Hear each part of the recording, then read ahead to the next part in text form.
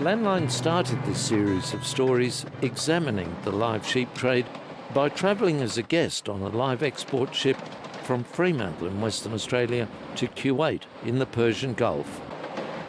In an industry not known for its transparency, we wanted to see how exporters were meeting regulations to ensure exported animals are treated as humanely as possible to comply with Australia's exporter supply chain assurance system. In 2018, tougher regulations were introduced, including banning the shipments of live animals to the Middle East in the Northern Hemisphere summer. These were designed to reduce heat and stress-related deaths at sea, after the shocking deaths of thousands of sheep on the live export ship, the Awassi Express. Well, I think everybody, even before all these changes, was working extremely hard to, maintain high animal welfare standards. And the simple reason is, I don't mean to sound too crude on this, but dead sheep don't pay any bills. Dead stock don't pay any bills.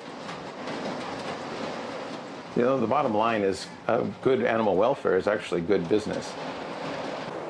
Landline observed the regulations contributing to a low sheep mortality on the 2-week journey, with the deaths of 92 sheep out of 59,135 animals.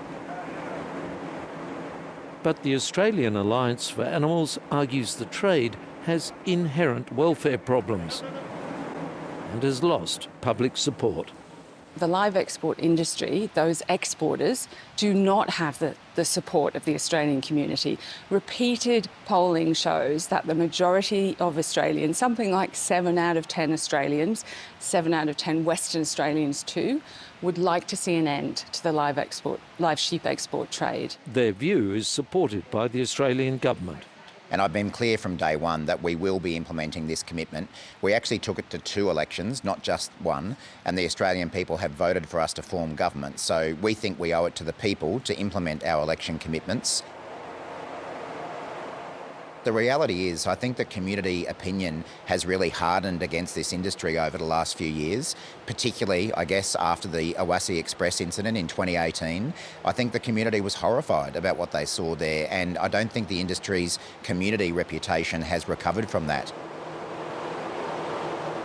However, research released this week by a CSIRO spin-off company and funded by Australian livestock producers and exporters shows confidence has improved in the livestock export industry, including its animal welfare standards.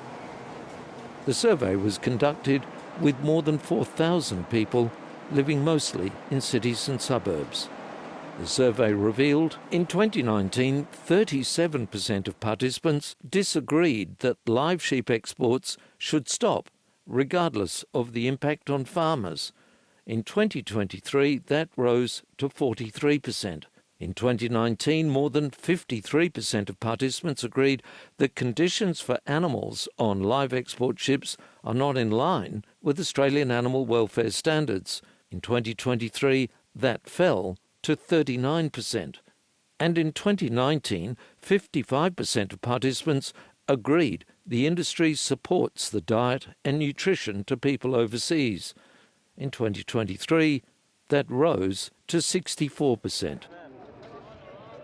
Welfare concerns haven't been confined to the conditions on ships. Over the years, activists have recorded footage showing disturbing treatment of animals from arrival to the point of slaughter. On the 28th of May, the day Landline broadcast the first in this series of stories, Animals Australia raised more concerns. The Federal Agriculture Department is now investigating claims Australian sheep have been found available for sale and slaughter in Oman, outside of approved facilities. Meanwhile, the Labor government's decision to stop the live export of sheep in its second term has shaken Western Australia's sheep industry. Sheep prices have plunged from a high of $200 a head last year to less than half that this year. Combined with a lack of abattoir facilities to process the current glut of animals that would normally be exported to the Middle East, grower confidence for future investment in sheep production has producers weighing their options. Sheep producers across southern Western Australia made their feelings clear. You are unfortunately our plan B, the phase out. At a series of public meetings held by the government-appointed independent panel set up to consult on the transition out of live sheep exports. This attempt to cripple the sheep industry is not welcomed by most in our industry. A shutdown of the trade will have implications beyond Australian shores. Well, if the market's closed from Australia, it's really difficult that any other country can cover the quantity which is needed. Osama Boudet heads up the Kuwait Livestock Transport and Trading Company, a 70% Kuwaiti government-owned company charged with importing livestock and frozen and chilled meats to provide food security for the desert nation. Rich in oil but without the agricultural resources to provide their own food, Australia's decision to end the trade has created deep concern in the Gulf states. It's difficult to see the future now, what's going to happen. We are waiting for the decision of the Australian government, where they are going forward with the phase-out. For us, it will really, we have to close the full company maybe in Kuwait, and the full group, which having more than 1,000 employees. The region imported 3.2 million sheep from Australia between 2018 and 2022. In the company's submission to the independent panel, it estimated that trade was worth $423 million to Kuwait, Oman and the UAE. And where does that leave then Kuwait with sourcing live animals? It will be difficult even for the country to really have the sufficient quantities. There is no one who can supply 70 or 60,000 heads for a full load shipment continuously every 30, 35 days. No one else in the world can do it as of now. Kuwait has invested tens of millions of dollars in the import trade to comply with Australia's exporters' supply chain assurance system. In these pictures supplied by the company, KLTT have built stockholding yards to store 200,000 animals and recently completed a state-of-the-art abattoir in Kuwait. And the industry was doing extremely above the standard of anywhere else in the welfare in the last 5 years. After all the implementation of these things, all the investment which have happened during that time, we find out now that for an election commitment, which is, I can't even understand how a commitment based on what. There is no base for it. The decision to terminate the trade has triggered urgent discussions between diplomats in Kuwait and Australia. And Australia's Minister for Trade has been in contact with Kuwaiti counterparts about their food security concerns. Apart from the live sheep trade, Kuwait has invested in Australian airports, real estate, hotels, banking and the oil and gas sector. Kuwait now is investing in Australia more than $12 billion. So to lose, and all that comes because of the food security as a beginning. They go to other sectors, yes, but the main aim was the food security. In 2018, the Kuwait Livestock Transport and Trading Company sought assurances from the then Liberal National Coalition Minister for Agriculture, David Littleproud, that the trade had a future in Australia.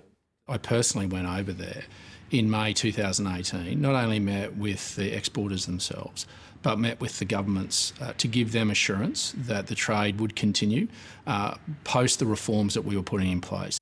The Nationals have pledged they won't be part of any future coalition government that doesn't reinstate the trade in Western Australia. We believe in the industry, and we believe in our fiduciary responsibility as a good global citizen to make sure the best animal welfare standards here in Australia are imposed around the world. And if we leave this industry, we'll be exporting those animal welfare standards to countries that have lesser standard than us, not only in the export, but also in the slaughter.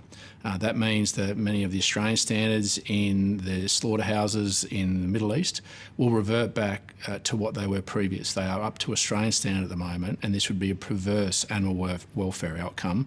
And I just say to those animal activists, they are morally bankrupt by trying to shut this down, because it will have a perverse animal welfare outcome. Labor believes that its domestic supporters' concerns about animal welfare overrides the concerns of live sheep exporters in the Middle East. I can understand a country like Kuwait not being thrilled about this policy, but again, we were very clear about it heading into the election, and I think that everyone, whether it be our trading partners or domestic producers, was clear about what we would do. We do value them. There are obviously other commodities that we send to the Middle East that are really important for our producers, and we want to do everything we possibly can to make sure that that trade isn't just maintained but grows into the future.